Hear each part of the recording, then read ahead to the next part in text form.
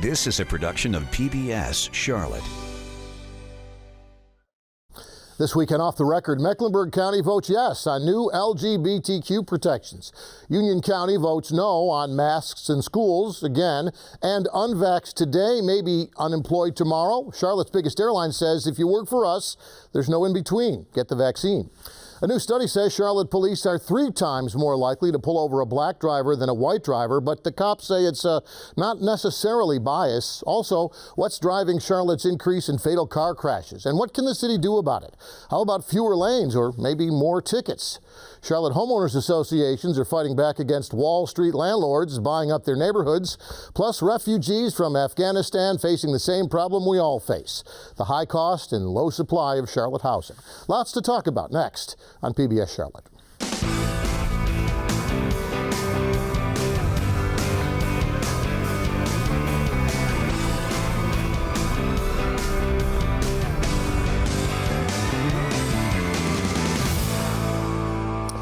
And from our PBS Charlotte studios in historic Plaza Midwood, I'm Jeff Sonnier, and we're off the record talking about the stories you've been talking about this week. And if you watch the news, read the news, and listen to the news, well, you'll recognize the names and faces around our virtual table. Mark Becker from WSOC-TV, Dedrick Russell from WBTV, Eli Portillo from the UNC Charlotte Urban Institute, and Daniel Shumtab from Axios Charlotte. Thanks for joining us, gang. You can also join the conversation at home. Just email your questions and comments to offtherecord@WTVI.org. Well, at the start of this week, there were 12 communities in North Carolina, including the city of Charlotte, that had newly passed laws regarding protecting the LGBTQ community. And now Mecklenburg County looks like it's about to be number 13. Danielle, I know you've covered the city's efforts in this area. Let's talk first off about the similarities with what the county's doing and what the city has already done. Yeah, so it's very similar to the ordinance that the city passed earlier this summer.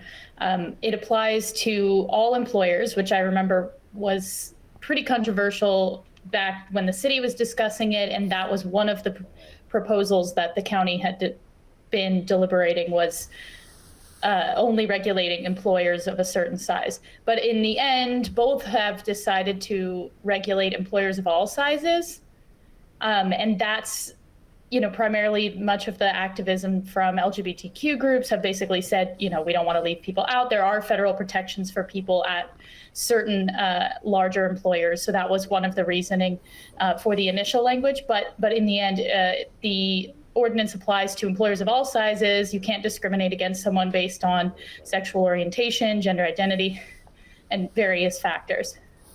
Yeah, I thought the discussion about the large companies versus the small companies was interesting. Again, there are federal protections already for large companies, but some of what the county discussed involved the fact that even though the federal protections are there, they don't get a chance to really pursue a lot of complaints on the local level. And so what I hear the LGBTQ community saying is that by broadening this thing to cover all companies, including the ones that are already covered under the federal laws, this gives more potential victims of discrimination a chance to voice those complaints without having to go through the whole federal red tape, I suppose, right? Yeah, and I think that in addition to offering those protections, you've also got natural hair and natural hairstyles, which protects members of the Black community who wear their hair in a certain way, and might have someone in the past have said, hey, that's unprofessional. You can't wear your hair that way if you work here. So I think by extending LGBTQ protections and also broadening the groups protected by this new local ordinance, you've got a good, both extension of protections and ways to build support for it. I think that's maybe one reason we haven't seen as much controversy this time. And also, like the city ordinance, we also don't have anything in the new Mecklenburg ordinance about bathrooms, which was really the huge flashpoint in 2016. Yeah. Mark, you've got some thoughts? Yeah, Eli sort of led right into what I was going to say. I mean, I am struck by how quietly and without controversy, really, all of this is happening compared to 2016. I mean, that was the issue front and center for a couple of years here, the HB2 thing, the whole bathroom ordinance thing. But we have maybe bigger things to worry about now, like COVID, and ongoing violence and so forth. So this has gotten done. I'm not at all surprised. It's no coincidence that everybody on the county commission is a Democrat. But I think it would have been anyway. I mean, I just think we sort of moved past the flashpoint there and have moved on to other things for better or worse. But I think it's almost without a ripple in the way I see it. Dedrick, you want to wrap this up? Yeah, I find it just good how people came out to voice they're for this. We had people who were out there at the county commissioners meeting, saying that, yes, please do this, and people from the executive director of Equality North Carolina says measures like these will make Mecklenburg County a better place, especially for people with multiple layers of marginalization. So I guess that our commissioners are listening to voters and listening to people in the community, and I guess that is letting people know that having them speak and having their voices heard, and their voices are being heard because action is being done. Yeah, one more vote apparently will have to happen at the county commission before this becomes formally a law or an ordinance, but that's obviously where they're headed, and that will put both Charlotte and Mecklenburg on the same page, obviously sending a message to everybody out there that this community, at least, is open to those sorts of protections and wants to make sure that all groups are treated fairly. So I guess ultimately that's a good thing, especially without the controversy, as you said, Mark, from 2016. Another vote, probably more controversial, but not unexpected, in Union County, where the school board, again, because they're required to every month, all school boards are required to publicly vote one way or the other on masking policies. Union County voted again to keep their no mask or mask optional policy, one of the few school systems in the state still doing that. Let me stay with you, Dedrick, for a second. This isn't going to change anytime soon, it looks like, in Union County, despite all the other counties in the area pretty much sticking with the masks, in particular CMS, where they've had success with keeping rates down here. Yeah, it's so interesting. We went from Mecklenburg County commissioners, where the commissioners were listening to people, and then we go to Union County, where parents say they are not listening to us. Again, it was a vote 7-2 to make sure we keep the mask mandates optional up to parents, and people want masks there because they think that it will help. And then there was pushback because they did say that the COVID cases are going down in Union County. I guess so far, I understand it's about 200 positive cases, but about 1,600 people are still quarantined because of the optional mask mandate, because if you come into contact, you have to quarantine. And I guess parents there, they're still outraged and they're not giving up. In fact, on change.org, there is a petition now for to have those board members to resign. You got about more than 5,000 people who have signed that petition. And they're saying that that board members, that they are putting their personal beliefs before the health and well-being of students. So it's just going to be very interesting how this will draw out, and if things will change. This time next month, will we still have a 7-2 vote? But it's going to be interesting, and I don't think those parents are going to let up anytime soon. They're probably not going to let up until they go to the back to the ballot box. Yeah, I was going to say, I'm not sure a petition will get anybody to resign in Union County, but it will be interesting to see the next school board election in Union County. Dedrick, COVID's obviously put a stronger focus, I guess, on the achievement gap in CMS. And then you had a story this week about what bringing or narrowing that gap is going to look like, not just academically, but in other areas too. You want to talk about that? Yeah, absolutely. CMS leaders, they believe social and emotional well-being of the students is of the utmost importance. And they believe that you have to address the social and emotional learning of students. And you got to do that at the same time that you tackle achievement gap. Because CMS believes that if a student is not whole, then they're going to have some struggles when it comes to reading, writing, and arithmetic. So what CMS is going to do this year is they're going to block out time This is social and emotional learning time where elementary school students will be able to check in, 5 days a week. And this will be like 15 to 30 minutes. Elementary school students and middle school students, we're talking about 3 times a week. And in high schools, at least twice a week, those students are going to check in with counselors and psychologists to see exactly how they're doing and to address some coping skills that they will need. And then I asked CMS leaders, would the time be more valuable if they had the extra time in reading, right? To help boost those reading test scores. And so the response was that if students cannot be able to get along and be able to cope socially, then they will not be able to comprehend the reading when it's reading class. And so they have a whole curriculum spelled out, and they're starting this year. And then one other thing, that they're going to have an assessment. They're going to assess each student and ask them, how confident are you? Do you feel that you have somebody at the school you can talk to? So they're going to do a whole assessment, and they're going to train staff at the school level in order to help students go from point A to point B, not well as with academically, but also with social and emotional learning skills. Mark? Yeah, it's a tough thing to be a CMS administrator, teacher, and student. I mean, they're trying to take the holistic approach, and a lot of this, of course, exacerbated by the essential lockdown last year and remote learning and all of that. A lot of catching up to do. And it's not going to happen right away. And I admire them for actually taking a holistic approach to it. But if we sit out here and think, oh, it's going to happen right away, it's not. And let me just throw out there, too, an adjunct to this, perhaps, and the reason for this is, you talked about socialization. There was another gun at school just this week. And, I mean, that's now 8, I believe, so far in the school year. And it's so tough to try and educate kids and really raise young adults when you got all these other issues going on. And God bless them for wrestling with it, but it's tough. Yeah, it makes you wonder if that social and emotional curriculum that Dedrick mentioned might also ultimately help solve some of these social problems in school beyond academics. By the way, we had a protest this week at Olympic High School. Mark, I know you covered that as well. You want to touch base real quick about what's happening at Olympic and the outcome from that?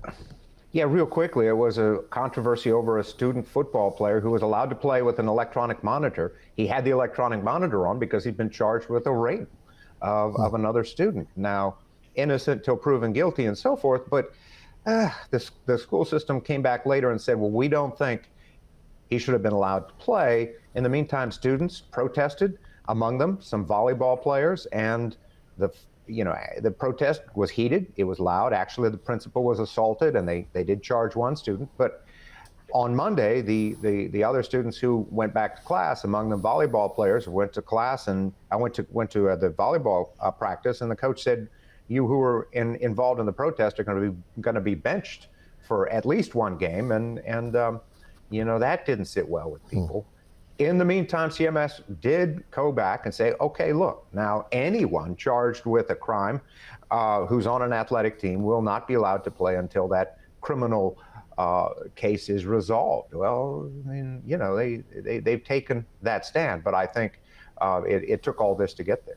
Yeah, probably a good stand to take. Surprising that wasn't already a rule, and that kind of brought that to light this week, that protest at Olympic and the resulting action by the school system on that. So I want to change gears and talk a little bit about vaccinations. But we talk about vaccinations every week, I guess. The city said this week that from now on, if you're hired in a city position, new hires will have to be vaccinated, not vaxxed or tested, but you must be vaccinated. And maybe the bigger story is what's happening at American Airlines. They're going to also force their employees, every employee, to be vaccinated, not just in Charlotte, but system-wide. Again, not a testing option for employees. It's vaccination or termination, I guess. That's 13,000 employees here in Charlotte, and that sends a pretty loud message to everybody, I suppose, in terms of where this might be going with other employers as well. Anyone want to take first crack at this? Eli, I see you nodding. Yeah, American Airlines is joining a lot of other airlines in this. They say, they meet the definition of federal contractors. So they have to comply with a federal mandate that federal workers and contractors have to have their employees vaccinated. They've joined JetBlue, Southwest, United. So there's that aspect of it where they're saying, listen, this is a rule from the federal government. You all have to follow it. But there's also, keeping the traveling public both safe and feeling safe. I flew last week. Americans' planes were, every seat was full on every flight. So, you do still have, even as people adjust to it, people are psychologically adjusting, but there's still hundreds of people packed together and the airport is really crowded. So for the airline to be able to say, hey, you're safe if you fly with us, our employees are vaccinated, we got you. I think travel demand is still in a really fragile place. So anything they can do for that is important. Now, they also have unions to deal with. Their employees are highly unionized in the airline industry. So, there still could be some pushback. I think the pilots union was saying, hey, we expect the airline to negotiate with us as they would for any work changes. But at this point, I think we're going to see maybe any company with an excuse, so to say, any company that can say, hey, we're a federal contractor, or hey, we're in healthcare, or, local governments, like you were saying with the city, school systems. I think it's going to become more and more common. You can also look out west, and California is going to have a vaccine requirement for all their students as well. So I think these mandates are going to become increasingly the norm, at least in quote unquote blue or purple states, because there is still a large political divide over that. Dedrick, you want to weigh in on this? Yeah, and I guess these mandates, it raises people's comfort level. I guess people who fly, they may be a little bit more comfortable knowing that all employees that they're patronizing are vaccinated. I was at Home Depot maybe a couple of weeks ago, and I saw someone who had a mask on, and it had "I'm vaccinated." So just having that, seeing that can raise comfort levels. And also, I guess when you look at United Airlines, United Airlines, they were the first major airline to do this mandate, and so far it reports that 97% of its employees are vaccinated, and for those who have medical reasons or religious reasons not to get the vaccine, they say that they're putting them on unpaid administrative duty until the numbers go down. So I guess with American Airlines CEO can say, look what the president made me do. I had to do this, Yeah, they've got cover from the White House on this. Obviously, those OSHA rules are coming soon. And also, we saw the first firings, not last week, but the week before, the Mecklenburg County and Novant Health, both terminating employees who didn't either get vaxxed or get tested. So it seems like the wind's shifting on this, and I'm not sure how employees are going to react, but certainly employers seem to feel like they've got the green light now to do more than they were doing before when it comes to mandating vaccinations and testing and that thing for their own employees. Anyone else have a thought on this before we move on? Yeah, I don't know that it cannot be coincidence that the numbers are going down since all these vaccine mandates started, and we're going to see more of them.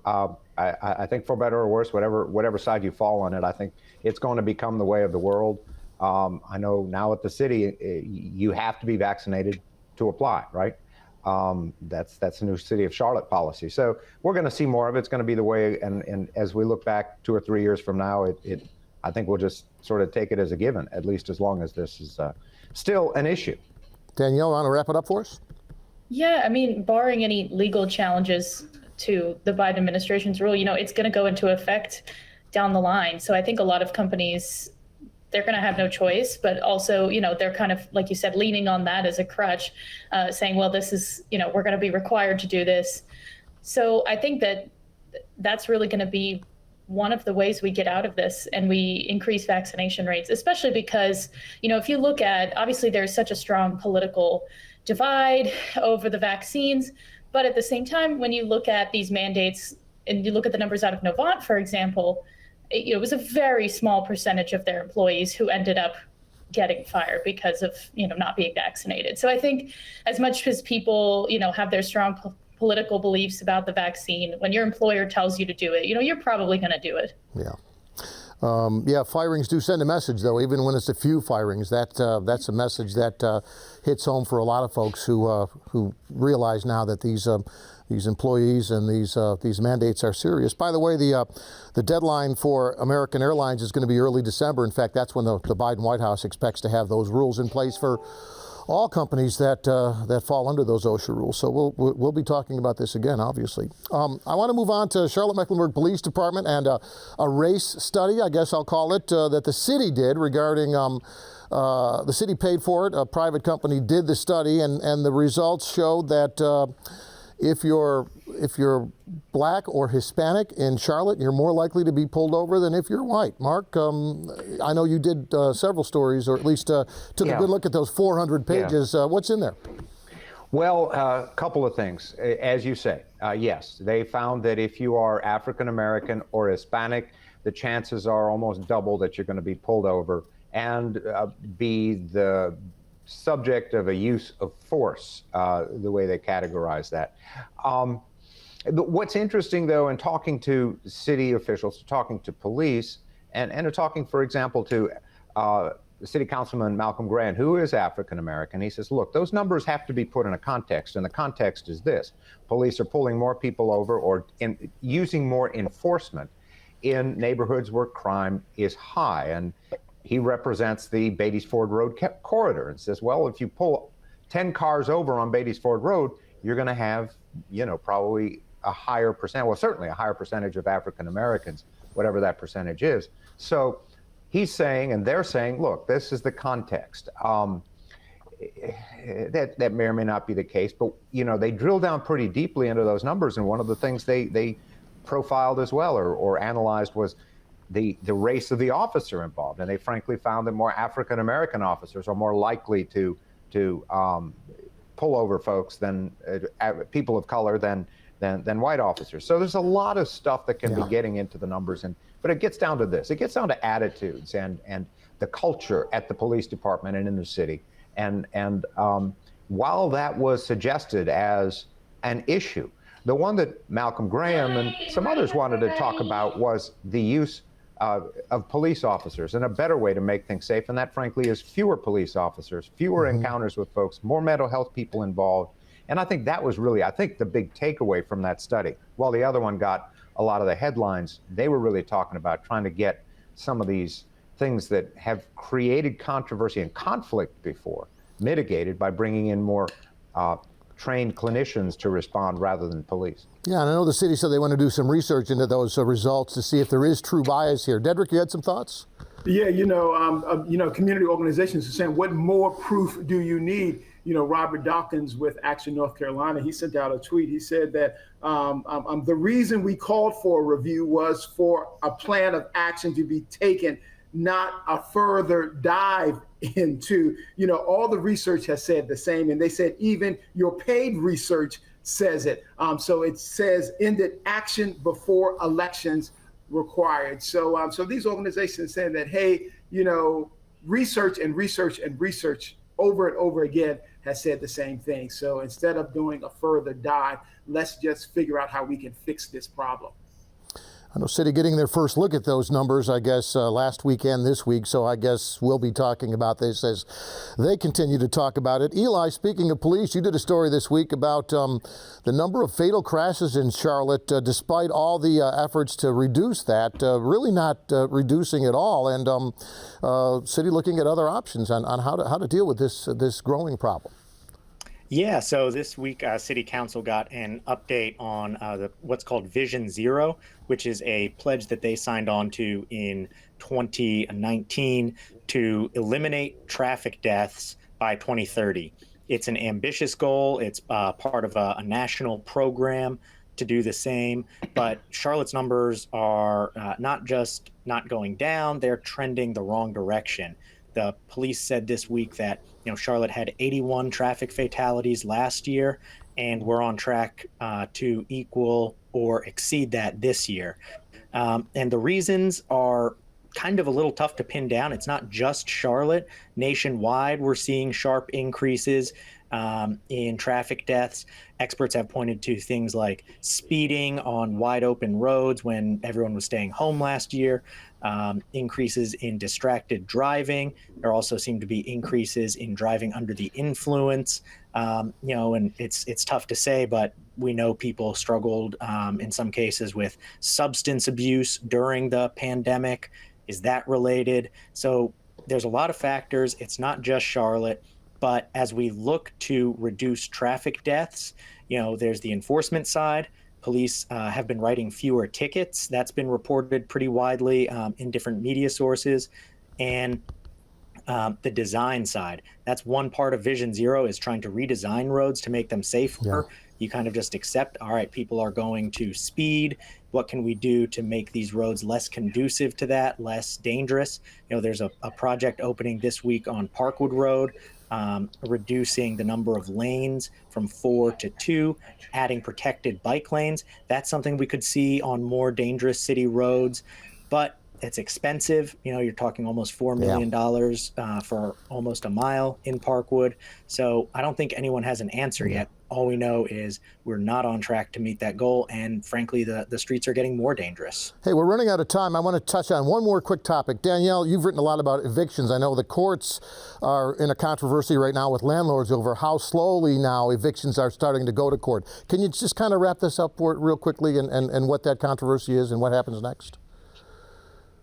Yeah, so after the eviction moratorium was lifted or overturned by the courts, the local court basically had this massive backlog of cases from evictions that were filed during the moratorium, right? And so they're working their way through that backlog, but new cases are getting scheduled pretty far out because they're busy with that backlog. But the landlords, the association that represents a number of landlords, is basically complaining that, we want these to happen faster because we need, of course, landlords have been hurt too, as have tenants, by not getting the income that they're getting from their renters. So they're saying, we need these to move faster in order to recoup some of our lost income. Yeah, those evictions are a tough nut to crack for everybody involved. Hey, we're out of time, as we always are, more topics than we have time. But I really appreciate you all joining us this week for an always good discussion. At home, you can always join us from there as well. Just send your comments to Off the Record at WTVI.org. Always good to remember the call letters. Thanks for joining us this week, folks, and we'll see you next time on Off the Record.